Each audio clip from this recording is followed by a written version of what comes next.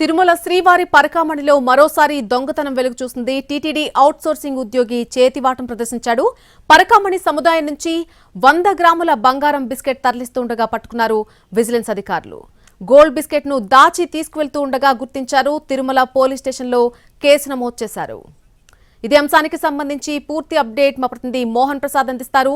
మోహన్ ప్రసాద్, పరకామణిలో మరొకసారి దొంగతనంకి సంబంధించిన వార్త వినిపిస్తోంది. పూర్తి అప్డేట్ ఏంటి?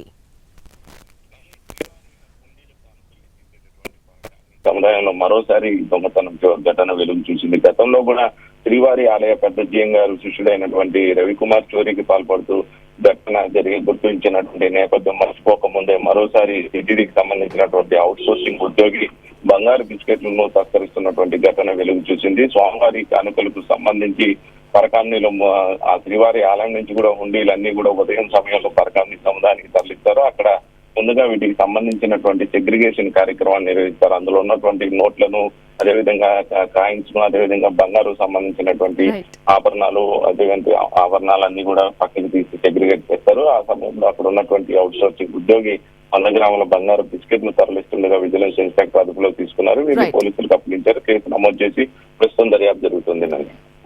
Right Prasad, thanks for the update.